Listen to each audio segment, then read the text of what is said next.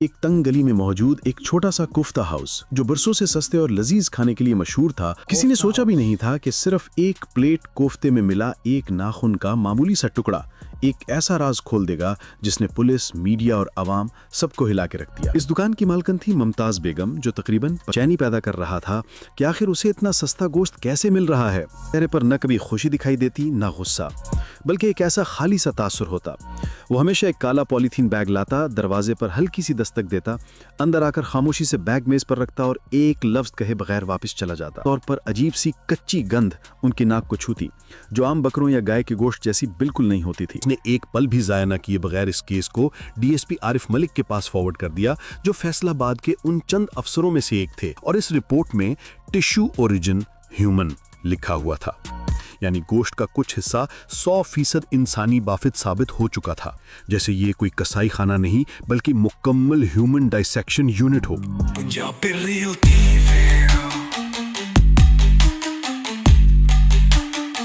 ਅੱਜ ਪਾਕਿਸਤਾਨ ਤੋਂ ਇੱਕ ਇਹੋ ਜਿਹੀ ਕਹਾਣੀ ਤੁਹਾਡੇ ਨਾਲ ਸ਼ੇਅਰ ਕਰਨ ਜਾ ਰਹੇ ਹਾਂ ਜਿਹਨੂੰ ਦੇਖ ਕੇ ਤੁਹਾਡਾ ਦਿਮਾਗ ਚੱਕਰਾ ਜਾਊ, ਕਿਉਂਕਿ ਜਦੋਂ ਮੈਂ ਇਹ ਟਾਈਟਲ ਪੜ੍ਹਿਆ ਤਾਂ ਮੈਨੂੰ ਵੀ ਆਪਣੇ ਹੱਥਾਂ ਪੈਰਾਂ ਦੀ ਪੈ ਗਈ ਕਿ ਕੀ ਕਿਤੇ ਆਪਾਂ ਤਾਂ ਨਹੀਂ ਇਸ ਚੀਜ਼ ਦੇ ਵਿਕਟਮ ਬਣ ਜਾਈਏ ਕਦੇ ਨਾ ਕਦੇ। ਇਹ ਕਹਾਣੀ ਜਿਹੜੀ ਅੱਜ ਪਾਕਿਸਤਾਨ ਤੱਕ ਵੀ ਪਹੁੰਚ ਗਈ ਹੈ। ਅਸੀਂ ਬਾਹਰਲੇ ਮੁਲਕਾਂ ਦੀ ਇਹ ਸੁਣਦੇ ਸੀ ਕਿ ਚਾਈਨਾ ਦੇ ਵਿੱਚ ਜਾਂ ਅਮਰੀਕਾ ਦੇ ਵਿੱਚ ਇਦਾਂ ਦੀਆਂ ਚੀਜ਼ਾਂ ਹੋ ਰਹੀਆਂ, ਪਰ ਪਾਕਿਸਤਾਨ ਵਿੱਚ ਇਹ ਚੀਜ਼ ਹੋਈ ਤਾਂ ਦੇਖ ਕੇ ਬੜਾ ਝਟਕਾ ਲੱਗਾ ਕਿ ਕੀ ਉੱਥੇ ਵਾਕਈ ਇਹ ਚੀਜ਼ ਹੋਈ ਹੈ। ਬਹੁਤ ਹੀ ਖੌਫਨਾਕ ਸਟੋਰੀ ਹੈ, ਇੱਕ ਵਾਰ ਦੇਖਿਓ ਤੇ ਸਤਰਕ ਰਹੋ ਕਿ ਕੀ ਤੁਹਾਡੇ ਵੀ ਆਸੇ-ਪਾਸੇ ਕਿਤੇ ਇਹੋ ਜਿਹਾ ਕੁਝ ਤਾਂ ਨਹੀਂ ਹੋ ਰਿਹਾ। ਵੀਡੀਓ ਬਿਨਾਂ ਕਿਸੇ ਦੇਰੀ ਤੋਂ ਸ਼ੁਰੂ ਕਰ ਦੇ। ایک تنگ گلی میں موجود ایک چھوٹا سا کوفتہ ہاؤس جو برسوں سے سستے اور لذیذ کھانے کے لیے مشہور تھا، اچانک پورے شہر کے لیے خوف کی علامت بن گیا۔ کسی نے سوچا بھی نہیں تھا کہ صرف ایک پلیٹ کوفتے میں ملا ایک ناخن کا معمولی سا ٹکڑا ایک ایسا راز کھول دے گا جس نے پولیس، میڈیا اور عوام سب کو ہلا کے رکھ دیا۔ مگر سوال یہ ہے کہ آخر اس ہوٹل میں کیا پک رہا تھا؟ یہ ناخن کہاں سے آیا اور یہ معاملہ انسانی گوشت تک کیسے جا پہنچا؟ اسی خوفناک سچائی کو جاننے کے لیے یہ ویڈیو آخر تک لازمی دیکھیں۔ تو دوستو، کہانی شروع ہوتی ہے فیصل آباد سے، جہاں ممتاز بیگم نامی ایک درمیانے طبقے کی محنتی خاتون برسوں سے ایک چھوٹا سا کوفتہ ہاؤس چلا رہی تھیں۔ یہ دکان فیصل آباد کے ایک پرانے، مصروف مگر تنگ بازار کے آخری کونے پر واقع تھی۔ وہ جگہ جہاں روزانہ سینکڑوں لوگ گزرتے تھے، مگر صرف خوشبو کے زور پر سائیڈ مڑ کر اس ہوٹل تک پہنچتے تھے۔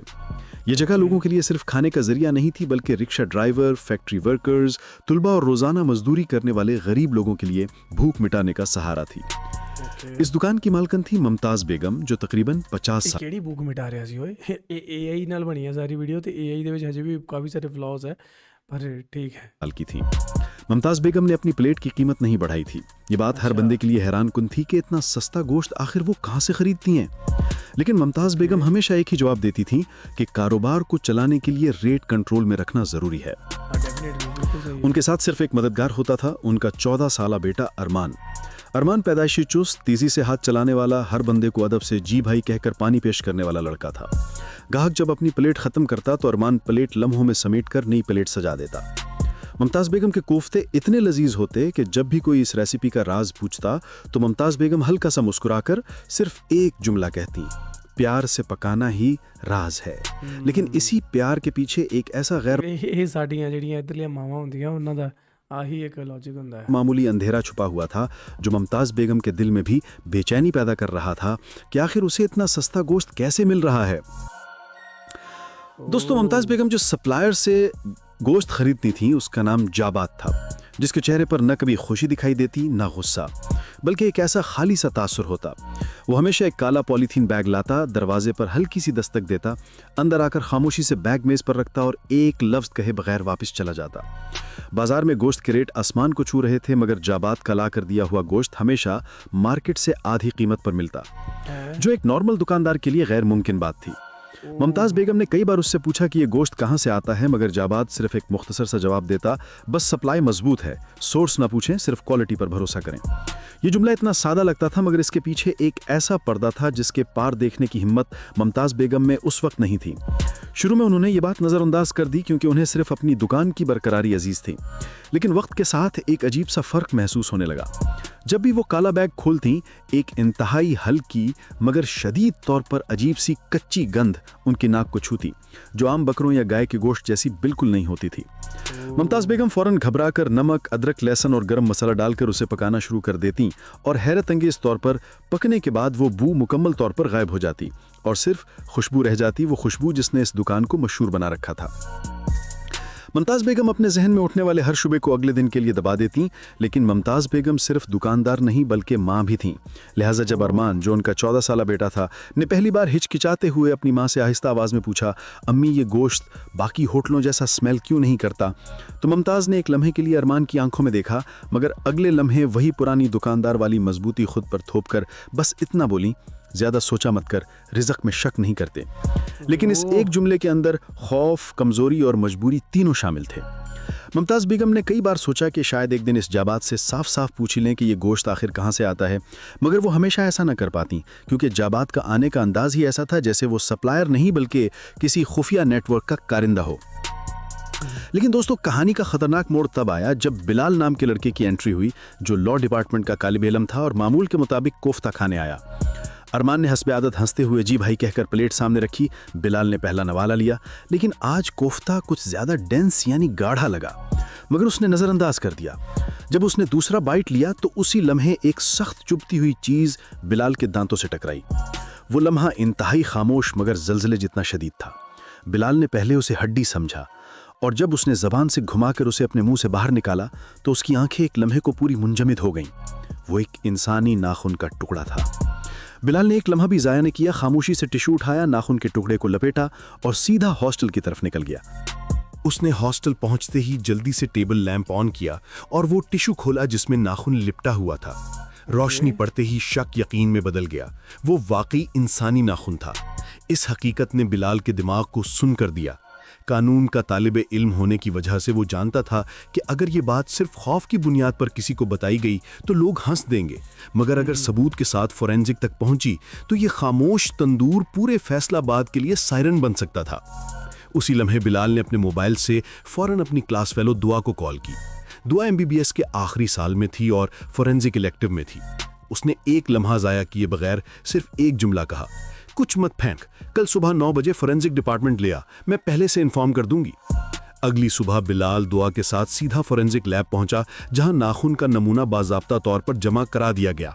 रिपोर्ट आने में कम से कम चंद घंटे लगने थे, मगर बिलाल वापस हॉस्टल नहीं गया बल्कि सीधा पुलिस स्टेशन पहुंचा और ड्यूटी ऑफिसर को मुकम्मल तफसील दी। उसने एक पल भी जाया न किए बगैर इस केस को DSP आरिफ मलिक के पास फॉरवर्ड कर दिया, जो फैसलाबाद के उन चंद अफसरों में से एक थे जिन्हें शहर के अंदरूनी नेटवर्क्स की हकीकतों का इदराक था। इब्तदाई रिपोर्ट लफ्जी तौर पर सिर्फ 2 लफ्जों पर मुश्तमिल थी, ह्यूमन नेल, और बस इतना काफी था कि पूरा मामला मुमकिना जराइम से निकलकर इंतहाई संगीन इंसानी जुर्म के दर्जे में दाखिल हो गया। DSP आरिफ मलिक ने इंतजार नहीं किया। उन्होंने फौरन लोकल मजिस्ट्रेट से अर्ली एक्शन की ज़बानी इजाज़त ली और पुलिस की टीम लेकर शाम ढलते ही बगैर वार्निंग के मुमताज़ बेगम के कोफ्ता हाउस पर छापा मारा। मुमताज़ बेगम इस अचानक एंट्री से मुकम्मल सुन हो गईं। दुकान के अंदर मौजूद चंद ग्राहकों को फौरन बाहर निकाल दिया गया। अरमान एक लम्हे को समझ ही ना सका कि हुआ क्या है। किचन के बर्तनों से लेकर फारिग देगों, मसालों, झोल के बाकी हिस्सों, यहाँ तक कि सुबह बजे हुए काले पॉलिथीन बैग के गोश्त तक सब कुछ एविडेंस पैकेट्स में सील किया जाने लगा। दरवाजे पर पीली टेप लगाकर पूरी दुकान सील कर दी गई और मुमताज़ बेगम खामोश आंखों के साथ एक ऐसे वाक़े की कैदी बन गईं जिसका दूसरा रुख अभी तक उन्हें खुद मालूम नहीं था।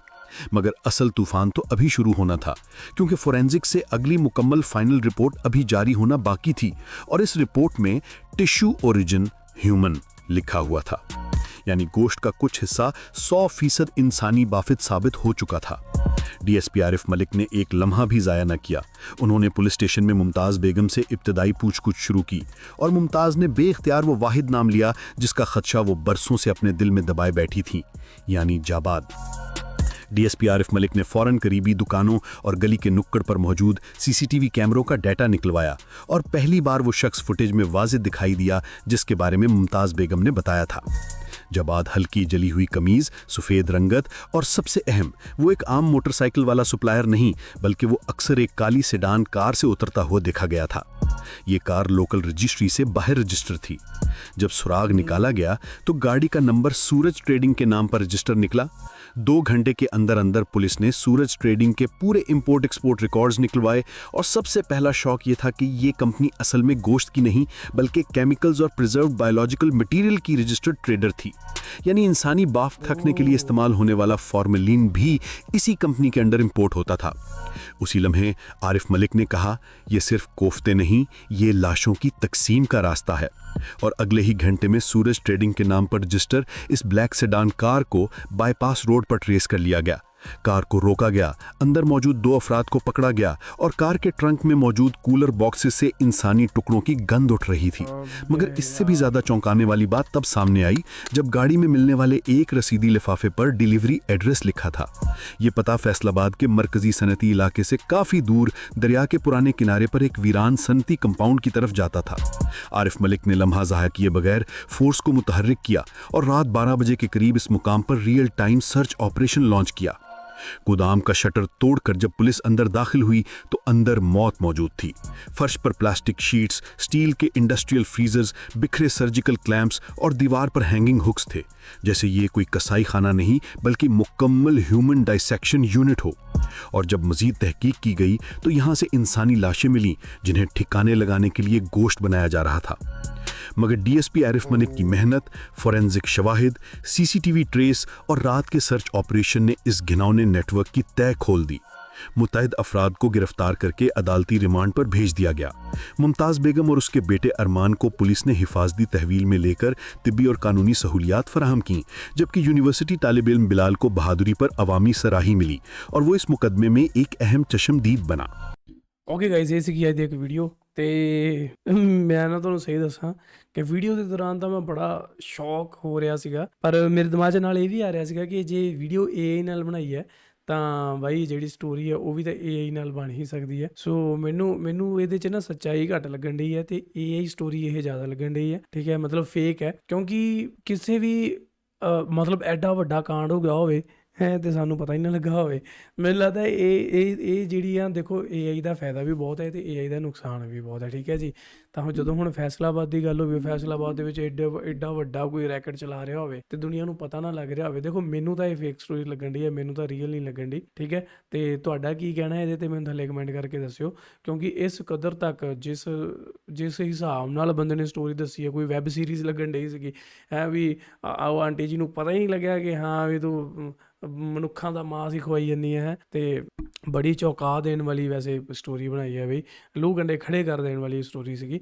ਤੇ ਪਰ ਮੈਨੂੰ ਲੱਗ ਗਿਆ ਨਹੀਂ ਕਿ ਓਰੀਜਨਲ ਹੈ। ਠੀਕ ਹੈ, ਜੇ ਓਰੀਜਨਲ ਹੁੰਦੀ ਤਾਂ ਹੁਣ ਤੱਕ ਤਾਂ ਬਈ ਇੰਡੀਆ ਪਾਕਿਸਤਾਨ 'ਚ ਬਹੁਤ ਪਤਾ ਲੱਗਾ ਹੁੰਦਾ। ਸਾਡੀ ਗੋਦੀ ਮੀਡੀਆ ਦੇ ਵਿੱਚ ਕੀ ਕੁਛ ਨਹੀਂ ਹੋ ਜਾਂਦਾ ਹੁਣ, ਤੁਹਾਨੂੰ ਪਤਾ ਨਹੀਂ ਇਹਦੇ ਬਾਰੇ ਹੈ। ਸੋ ਮੈਨੂੰ ਤਾਂ ਇਹ ਸਟੋਰੀ ਫੇਕ ਹੀ ਲੱਗਣ ਡਈ ਹੈ। ਬਾਕੀ ਤੁਸੀਂ ਮੈਨੂੰ ਥੱਲੇ ਕਮੈਂਟ ਕਰਕੇ ਦੱਸਿਓ ਕਿ ਤੁਹਾਨੂੰ ਕੀ ਲੱਗਦਾ, ਕੀ ਤੁਸੀਂ ਕਦੇ ਆਪਦੇ ਆਸੇ ਪਾਸੇ ਜਾਂ ਜਿਹੜੇ ਫੈਸਲਾਬਾਦ ਤੋਂ ਹੈ ਕਦੇ ਕੋਫਤਾ ਹਾਊਸ ਜਾ ਕੇ ਕੋਫਤਾ ਤਾਂ ਨਹੀਂ ਖਾਧਾ?